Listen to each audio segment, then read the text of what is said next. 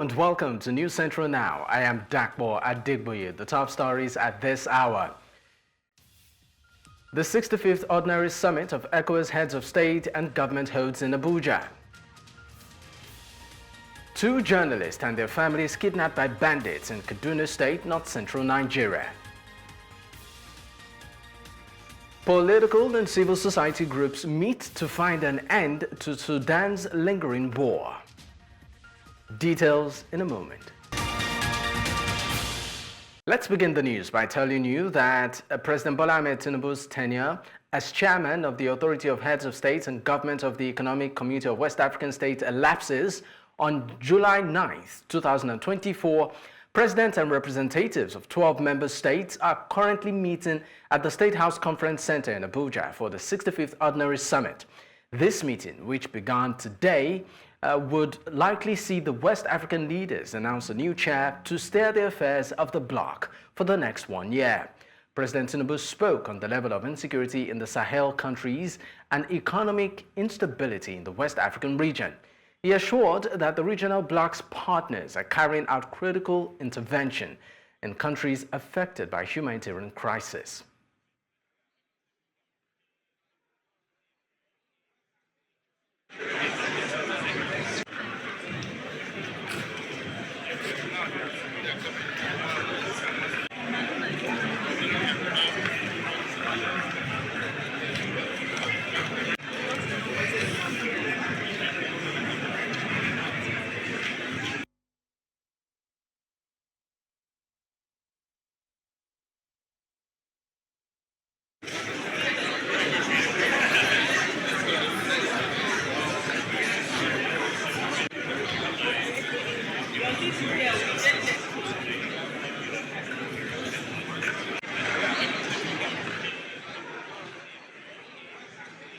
Be rest assured that News Central will bring you up to speed as developments unfold as regards that. But Nigeria's President Bola Ahmed Tinubu has once again reassured the Nigerian army of his administration's support in improving the security architecture of the nation. The president, represented by the Minister of Defense, Mohammed Abubakar, was speaking at the 161 annual Nigerian Army Day celebration hosted by the 3rd Division of Maxwell Kobe Cantonment, Jos, the Plateau State capital. News Central's Chizoba Anyonwe was there and, of course, will bring you the report in subsequent bulletins. Let's also tell you that 2 journalists, Abdul Ghaffar Alabelewe and of The Nation and Abdurrahim Abdu of Blueprint newspaper, together with their spouses and kids, were kidnapped by bandits on Saturday night after they broke into the Dajonu community in Millennium City, Chukun local government area of Kaduna State. Alabelewe is also the current chairman of the Niger Union of Journalists, Kaduna State Council Correspondence Chapter. Taufik Olaemi, a relative of one of the victims, corroborated the occurrence and stated that the bandits broke into the area at around 10:30 p.m., shooting randomly before committing their crime. Olaemi said the bandits kidnapped Alabelewe, his wife, and 2 of his children, while Audu and his wife, who was also sick, was kidnapped, leaving behind their sick daughter. Meanwhile, the Kaduna State Council of the Niger Union of Journalists has condemned the abduction of 2 of its members on Saturday night in Kaduna. The condemnation was expressed in a joint statement released on Sunday in Kaduna by the Secretary Gambo Sanga, the chairman of the council, Amshmu Alilu. The Kaduna State Council of the NUJ, however, enjoined all practicing journalists in the state to be vigilant in their daily activities, while also praying for the safe return of their abducted colleagues and their families.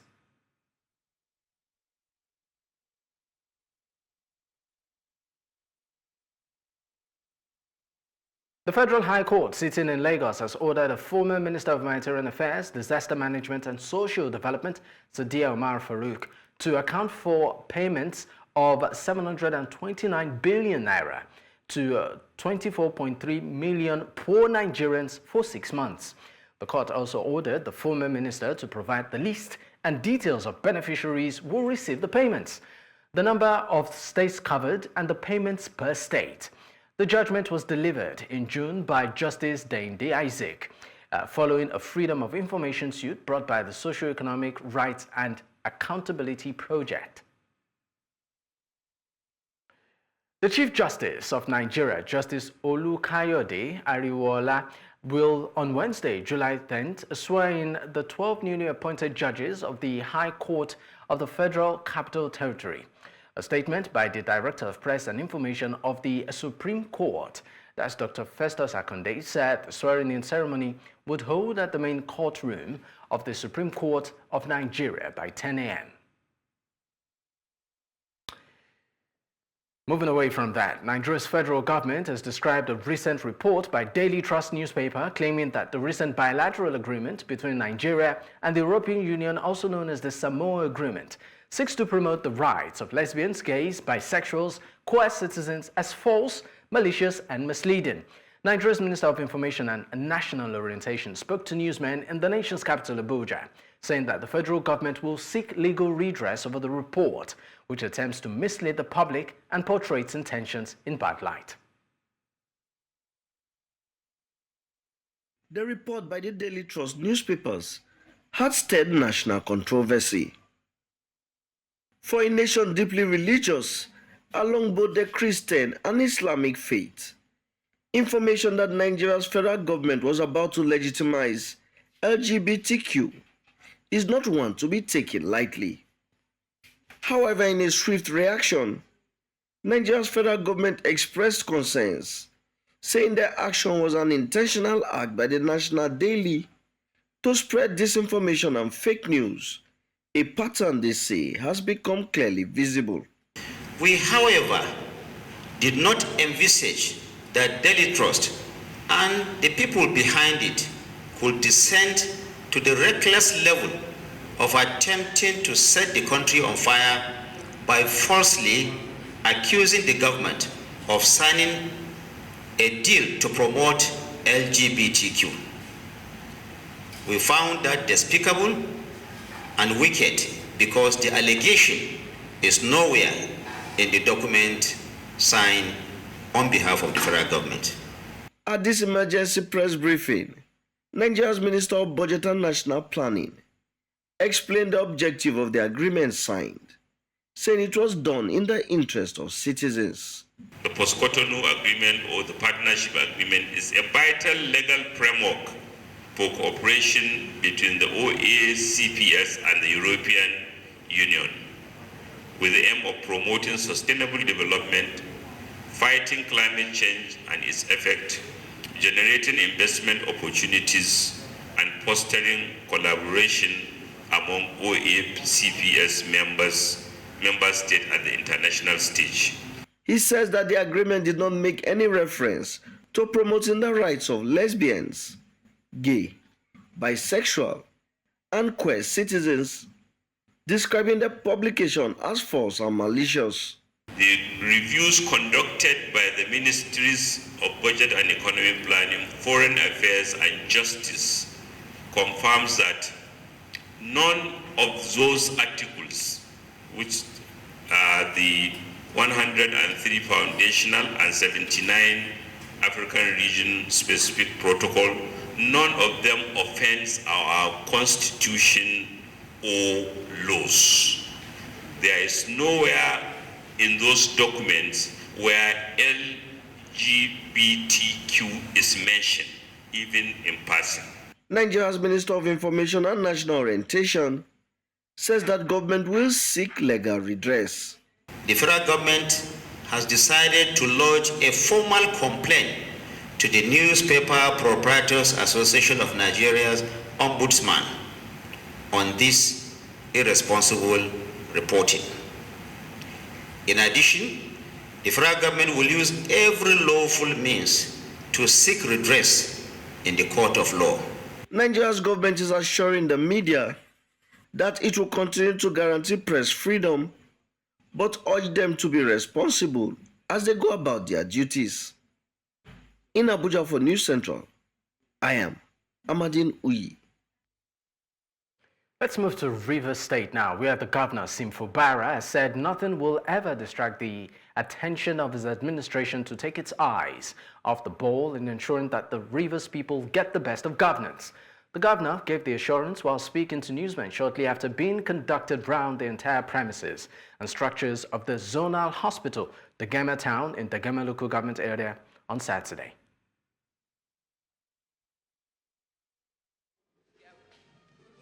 What we're doing is to assure our people that it's not just about we giving them roads, giving them other things. We need to protect them, give them quality health services. Like I said, my target for 2025 is going to be healthcare, education, and agriculture.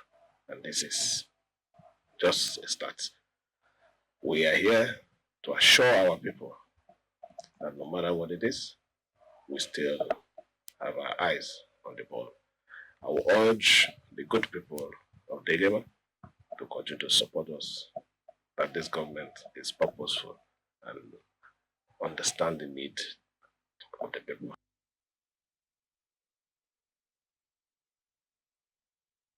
Let's take you back to a story we told you earlier, the unfortunate kidnap of two journalists in Kaduna State. Now this, of course, has been condemned by the NUJ, which has expressed a joint statement released on Sunday in Kaduna by the Secretary, Gambo Sanga, and the chairman of the council. Now, the Kaduna State Council of the NUJ, however, enjoined all practicing journalists in the state to be vigilant, while carrying out their daily activities and also praying for the safe return of their abducted colleague. Joining me right now on the news to discuss this further is Chris Iziguzo, is the national president of the Niger Union of Journalists. Thank you for joining me, Chris. Now, very unfortunate event that just happened in Kaduna State. Now, what can you say about this very brazen attack on this journalist and their family? Well, it's so sad that we woke up this morning to the news of the abduction of these journalists and members of their family. The nation correspondent is also the chair of the Correspondence Chapel in Kaduna State. His wife and two of his children were taken, and while the older young man is the correspondent of the Blueprint newspapers, the wife was initially taken, but was eventually released to us very early today. She got home at about 7 o'clock, and the rest of them were taken away. The Blueprint guy was beaten up mercilessly. From the report we got, it's so sad that in this time and age, journalists who are supposed to be people that engage in essential services, social services, as the case may be, the people who provide voices for the voiceless, are now themselves becoming victims of this kind of armed banditry. It's sad, it's quite condemnable, and I want to join my council in Kaduna State to condemn this first and appeal to the hostage takers or the bandits or the kidnappers or the abductors, as the case may be, to quickly release these people, because they have not run foul of the law or done anything that is outside the norm, invading their houses at about 10 p.m. last night and destroying things and picking them. And, you can imagine the psychological trauma on those children. For Abdul Ghaffar, the two children that were taken is between 10 years and 8 years. The first is 10, the second is 8 years. And these small, young lads are subjected to this kind of psychological trauma. It is so terrible, and we really appeal to government and the security operatives to redouble their efforts. We're already in touch with the police in Kaduna State. We're in touch with the DSS in Kaduna and even at the national headquarters. I know that they are working around the clock to ensure that these journalists and members of their families are released unharmed. We pray that they are released as quickly as possible, actually. I mean, that's the prayer of all of us also, at New Central. But a quick one, any idea as regards the objective or the motive of these abductors? Well, I wouldn't know. Listening to the wife of one of the the persons that were taken, one of the two, when she was narrating what actually happened, the way they invaded the community, the estate where they live, and they were shooting sporadically, and of course they forced their ways into the houses. In fact, one said that one of the bandits was mentioning the name of one of the journalists. He said, "Open the door, open." So we really cannot say what the motive or what the intentions are, but we are hopeful that they will be released. I don't want to insinuate anything, any political angle to it for now, because it will be too premature, too early to make such assumptions. Let us still believe it is clearly the activities of unknown gunmen, better known as bandits. Let's not go beyond that at this moment, and we pray and plead with them to release those journalists without, subjecting them to further, psychological trauma and what have you. Yeah. All right. Now, Chris, before I let you go, what does this also reflect, as regards the safety, of journalists across the nation? And what should we, from the national body, as journalists, what should we do, moving forward and in terms of our security? Well, first of all, I must say that quite recently, that was like 2 months ago, when we celebrated the World Press Freedom Day. And the major issues that we're talking about during the World Press Freedom Day has to do with issues around press freedom, has to do with issues around the safety and security of journalists, has to do with the issue about promoting issues that would help deepen democratic governance across the nations of the world. And to now see that even while we just came out of such celebration, some journalists have been abducted is not good. It's not a good one at all. It's a sad one for us today, But basically, I would continue to appeal to journalists, my colleagues, across the country. We must be careful. We must be cautious. We must be, know the way we move. Recently we've organized several training programs that revolve around conflict-sensitive reporting. How to report even in a conflict zone. So whatever we do, let's not be passionate about whatever stories that we're chasing. Our own safety should be of paramount importance to us. So wherever we are, in our homes, on the road, at the beach, on our workplaces, let us be security conscious. It's very, very important. The tips we have given to journalists on how to report in conflict areas, they should equally, learn from them on how to carry themselves around, especially in this period of heightened state of insecurity, especially in the Northwest, where banditry is becoming the order of the day, in the Northeast, where insurgency is prevailing, in the Southwest and Southeast, the issues of kidnapping and ritual killings have become the order of the day. In the South and where you have issues of, also kidnapping, and in the North Central, the farmer said that's an issue. So this is a challenging moment. So journalists, let them not feel that they are immune from becoming victims of such a situation. We must be careful and know that we live in the same society, in the same community, in the same system. So we must ensure that the tips we give to other people, we also learn from them in the way we conduct ourselves. Chris Isiguzo, National President of the Niger Union of Journalists, thank you so much for your time on the news. And of course, News Central, as a whole, also prays for the safe return of our abducted colleagues. Once again, thank you. Thank you very much. All right. Let's also tell you right now that in Nigeria, moving forward, we have more stories. But let's go on a quick break. When we return, we have more stories. Stay with us. The National Drug Law Enforcement Agency says its operatives have raided the Lagos base of a high-profile cocaine syndicate, where large consignments of Class A drug meant for export and local distribution were recovered. According to the NDLEA, the syndicate is headed by a couple, Agbakoba John Madu and Agbakoba Ijeoma Chinwe, as well as the associate Okoye Ifeoma Mary Jane. The agency spokesperson Femi Babafemi, who disclosed this in a statement on Sunday, said the raid carried out by a special operations unit of the agency followed months of intelligence gathering and surveillance on the syndicates notorious for packaging, distributing, and trafficking of cocaine within and outside the country. A joint team from Nigeria's Rural Electrification Agency and the World Bank visited the University of Maiduguri in Borno State to evaluate the ongoing Energizing Education project. The initiative aims to enhance education by providing reliable electricity through a 12-megawatt solar hybrid power plant to the tertiary institution and the University of Maiduguri Teaching Hospital.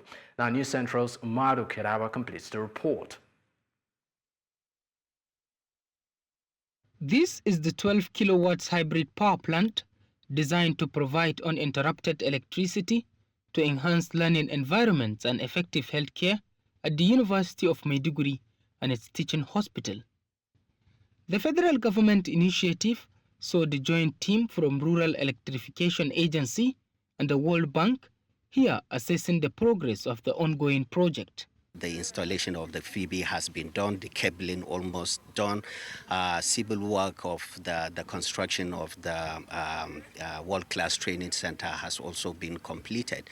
What needs to be done is to complete the distribution line, which will take the electrons from the power plant to the teaching hospital and the university. In places like Maiduguri, it's going to be much more difficult for having large grid-based projects. We had this project, as you are seeing today, is part of the first 350 million phase of Niger Electrification program. We have recently expanding it to 750 million with $1 billion private sector funding, because we feel Nigerians will need a lot of solar power in smaller communities as part of access. This is a form of job creation. This is a form of impacting lives of people in general in the country. A plant like this should last between 7 to 10 years before it needs any form of overhaul. But within that period, as I said earlier, we need constant maintenance. The federal government and the World Bank officials also met with Borno State Acting Governor to discuss the project's implementation and its potential impact on the state. The effort of the federal government in ensuring that our people at the grassroots, felt the impact of governance is well, appreciated. The officials emphasized the importance of community engagement in the implementation of the Energizing Education project. The university will do its best in the area of maintenance for the purpose of sustainability. The intervention, which addresses energy, among others in tertiary institutions, requires the academic community takes ownership of it. It has been a remarkable opportunity, and I'm so glad for investing in my knowledge and for being a catalyst in my journey towards acquiring invaluable knowledge on renewable energy. There are some of the times that we want to take a practical, but because there is no consistent light, it has to be shifted. But when there is a consistent light with this solar project, we won't have an issue with that. I'm really excited because it has opened my eyes to see better options in life and to explore the renewable energy space. The project is currently under construction and is expected to be completed and commence operations soon. In Maiduguri for News Central, Umaru Kirawa. Nigeria's Yobe State Governor, Maimala Buni, made a compelling plea to international investors during the high-level investment and partnership meeting with donor countries and development partners, held at the Swiss residence and attended by the ambassador of Switzerland and various United Nations organizations. The governor emphasized the urgent need for external investment to address the region's humanitarian challenges and displacement crisis. Now, News Central's Umaru Kira reports that the governor, Maimala Buni, highlighted the potential for economic revitalization and the role of sustainable investment in fostering sustainability and growth in Yobe, as peace has finally been restored in the state. Expressing Switzerland's commitment to fostering partnership, the ambassador of Switzerland, Nicolas Lang, commended the governor's efforts to revive the local economy through strategic investments, signaling a potential influx of foreign aid and development initiatives. I'm here to share our progress and invite you to join us in forging a brighter future through investment and partnership with the state. As a state, We recognize the critical need to address the challenges of protracted displacement from a blend of both humanitarian and development perspectives. This is what informed our recent work with UN agencies and the World Bank for the development of the State Action Plan on solution to internally displacement. The action plan, together with other relevant policies and institutional frameworks in the states, will create a lasting solution that not only meet immediate needs, but also support the short, medium, and long-term socio-economic recovery and development of the state. In northeast Nigeria, the struggle for survival often forces children out of classrooms and onto the streets. Despite efforts to increase enrollment, many children find themselves trapped in a cycle of poverty, trading education for street hawking. Parents also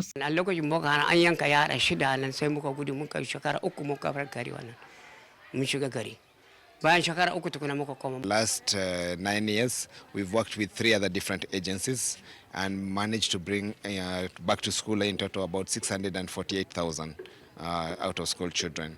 And with this current project with Street Child, it has been designed to bring back to school 42,000 out-of-school children in the 3 states of Borno, Yobe and Adamawa. For education above all, we have 5 different arms which work on all sectors of education, including protection of it. And the Nigeria project is a lead up to that aspect, that we all globally come together to speak about the right to education for every child. Coming up on the news, political and civil society groups meet in a bid to resolve Sudan's crisis. We have details of this and more after now.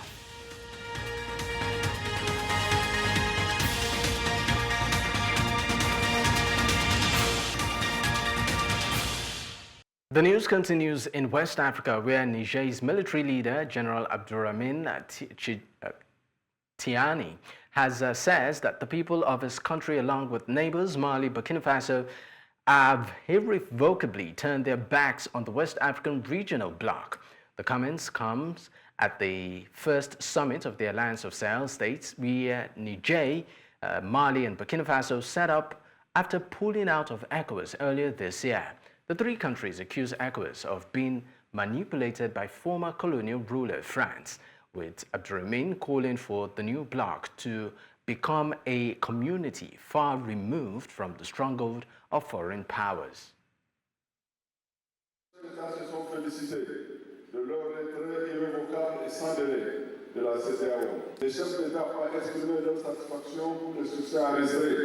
Grâce à la mutualisation des moyens des forces d'État dans la lutte contre le terrorisme, ils ont adopté le traité instituant la confédération entre le Burkina Faso, la République du Mali et la République du Niger, dénommée Confédération des États du Sahel, en abrégé AES. Sur les questions de développement, les chefs d'État ont souligné la nécessité de mutualiser leurs moyens en vue de mettre en place des projets structurants et intégrateurs dans les secteurs stratégiques, notamment l'agriculture et la sécurité alimentaire, l'eau et l'environnement, l'énergie et les mines. Senegal's Prime Minister Ousmane Sonko has implored young people not to attempt the perilous Atlantic route to Europe, days after scores of would-be migrants perished when their boats capsized off Mauritania. Nearly 90 migrants bound for Europe died after their boats overturned earlier this week, with dozens reported missing in the latest tragedy to occur in the notoriously dangerous crossing off the West Africa. Now, during a speech at the Gaston Berger University in the northern city of St. Louis, Sonko stated that yet another shipwreck occurred off the Coast Guard, and while they awaited the exact figures, it is thought to have cost the lives of many young persons. In East Africa, Sudanese political and civil society groups met in Egypt to discuss ways to end the war engulfing Sudan. The warring parties, however, didn't take part in the Egypt-sponsored conference. Recall that simmering tensions between the nation's military and an infamous paramilitary group, and that's the Rapid Support Forces, erupted into open warfare in the country's capital, Khartoum, in April of last year, plunging Sudan into anarchy. According to the United Nations, the devastating conflict has killed more than 14,000 persons and wounded 33,000 others. However, rights activists say the toll could be much higher. Still ahead, Papua New Guinea minister arrested in Australia. We have details of this and more after now.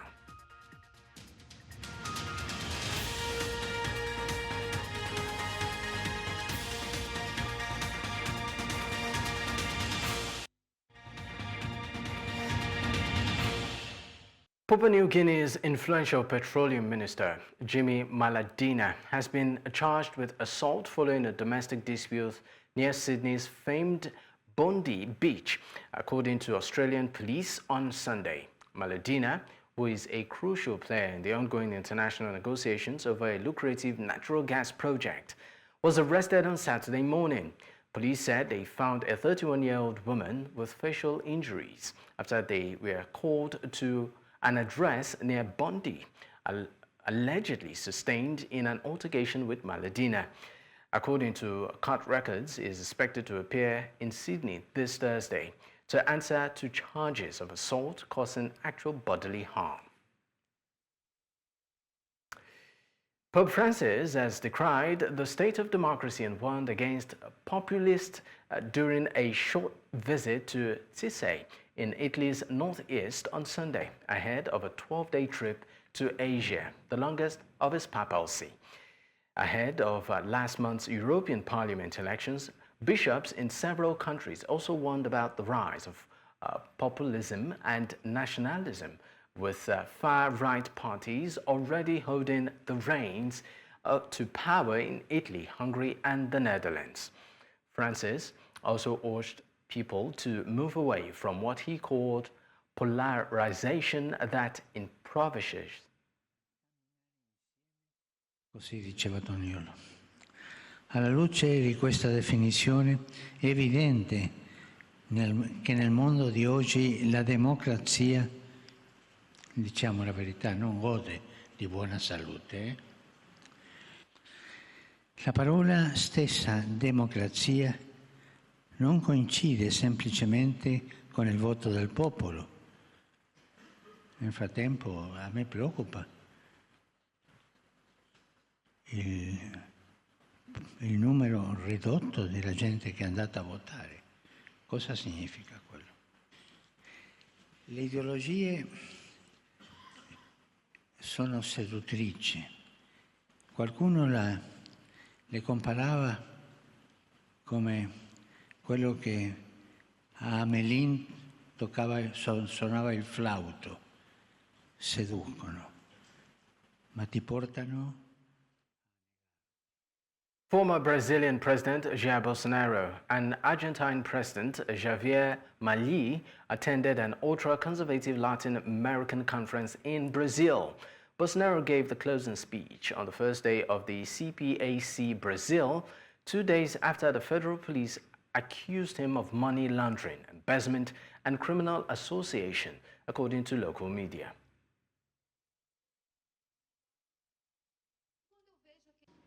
Nunca político pode ser mais do que povo.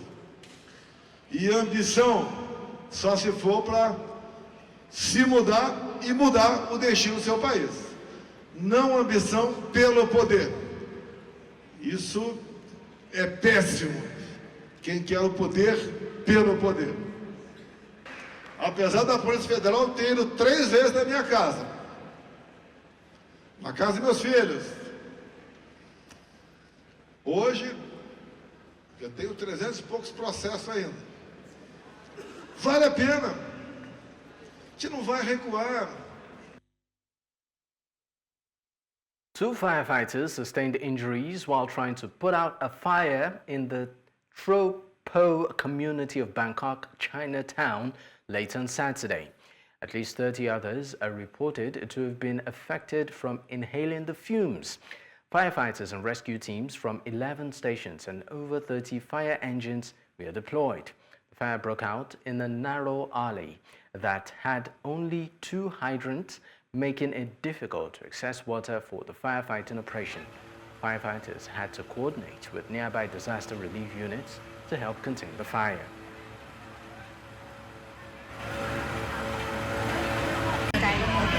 เสียใจด้วยต้องนับหนึ่งใหม่หมดไปทุกอย่างไม่มีอะไรแต่ตอนที่เขาตะโกนอ่ะเราก็ออกมาดูหน้าบ้านแล้วเราเห็นเพลิงอ่ะอยู่ข้างบนแล้วอ่ะมันไม่อยู่ข้างล่างอยู่หลังคามันอยู่ข้างบนแล้วอะค่ะเราก็ชั่วโมงนั้นมันทำอะไรไม่ได้แล้วเราก็น้ำก็ไม่ได้มันทำอะไรไม่ได้เราก็ได้ก็คือยังทันว่าเอาลูกออกมาแล้วก็เรียกลูกลงมาก็ได้แค่นั้นนะคะเพราะเพลิงมาไวมากจริงๆทำอะไรไม่ได้เลยใจอะตกใจแล้วก็คือแบบไม่เหลืออะไรแล้วอะ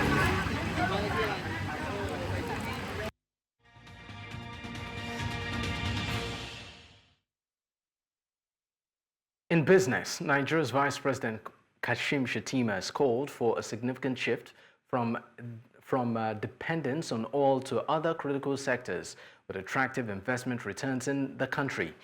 He identified agriculture, manufacturing, renewable energy, and digital innovation, amongst others, as potential investment grounds to explore, saying they align with the nation's development priorities, as outlined in the Economic Recovery and Growth Plan. The Vice President, who stated this during the existing Foreign Direct Investors Roundtable at the banquet hall of the Presidential Villa, Abuja, noted that the 8-point agenda of the renewed hope administration of President Bola Ahmed Tinubu signals diverse avenues for investment from agriculture to renewable energy. South Africa's new environment minister says his primary focus will be on getting the country to spend the billions of dollars of climate finance that have been made available to it, accelerating the development of renewable energy facilities. Dion George said more needs to be done to implement the $9.3 billion Just Energy Transition Partnership with some of the world's richest nations. The member of the country's second biggest political party, who was appointed to the post on Sunday as part of the country's first coalition government since the 1990s, also wants to boost connecting renewable energy plants to the national grid.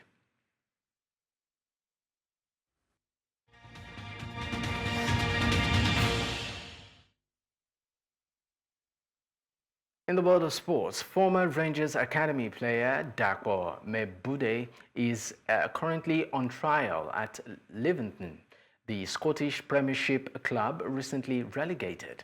Released by Belgium side KV Ossendo, Mebude, a former Scotland under-21 international with Nigerian heritage, seeks a new opportunity after surviving a serious car accident in Lopim 6 months ago. He featured as a trialist in Livingston, a recent 2-1 pre-season friendly loss to Motherwell at the Far Park. Mebude has a brief Rangers first-time stint with a loan spell at Queen of the South FC, where he scored 2 goals in 11 matches.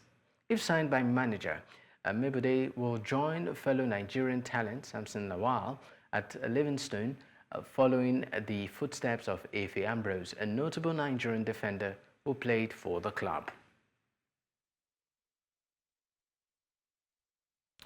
Staying in the world of sports, Crystal Palace winger Michael Olise has left France's Olympic team training camp to finalize a move to Bundesliga powerhouse Bayern Munich. The France under-23 international, valued at £51 million, plus potential bonuses of £5 million based on performance, is set to sign a 5-year contract pending a successful medical. Bayern Munich outmaneuvered top clubs like Chelsea, Manchester City and Manchester United for his signature, aiming to bolster their wing options alongside Kingsley Coman and Serge Gnabry. Olise, a product of Chelsea and Reading academies, departs Palace after contributing 41 goals, that's 16 goals, 25 assists in 90 appearances across all competition. Hang Myung-bo is set to return as the national team's head coach, as confirmed by Korea's Football Association following Joan Clement's dismissal 5 months ago. Hong, known for his illustrious playing career and leadership during the 2022 World Cup semi-finals, previously coached the team until stepping down in 2014. His appointment comes amidst efforts to stabilize the team after disappointing tournament exits.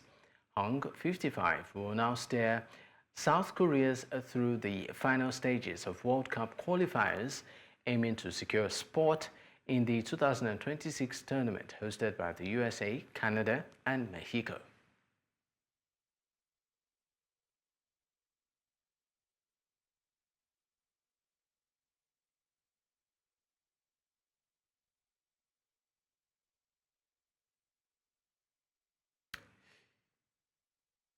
And that's a wrap on the news at this time. But before we go, another look at some of our top stories. We told you that the 65th Ordinary Summit of ECOWAS Heads of State and Government holds in Abuja. We also told you that 2 journalists and their families kidnapped by bandits in Kaduna State, north central Nigeria. And finally, we told you that political and civil society groups meet to find an end to Sudan's lingering war. Don't forget to send in your eyewitness report to the WhatsApp number on the screen. You can also follow us on social media. We are at News Central TV. You can watch us live across these platforms: DSTV channel 422, Star Times channel 274, Avo TV, and YouTube. Many thanks for watching. I am Dapo Adegboye. Bye for now.